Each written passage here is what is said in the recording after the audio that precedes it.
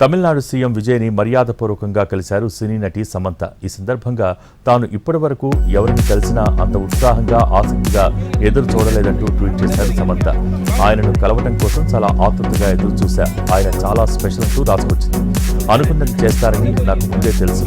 Cinema సెట్లో ఉన్నప్పుడు కూడా ఎప్పుడూ తన లక్ష్యం గురించే ఆలోచించేవారంటూ ప్రశంసల జల్లు కురిపించారు. ఆయన విజయం అకస్మాత్తుగా వచ్చింది కాదు, ఎన్నో ఏళ్ల కష్టమని చెప్పారు. సమంత, విజయ్ కలిసి 3 సినిమాల్లో నటించారు. సమంత ప్రధాన పాత్రలో నటించిన మా ఇంటి బంగారం రేపు ప్రేక్షకుల ముందుకు రానుంది. నందిని రెడ్డి దర్శకత్వంలో రూపొందిన ఈ చిత్రం ప్రీ రిలీజ్ ఈవెంట్ చెన్నైలో గ్రాండ్గా జరిగింది.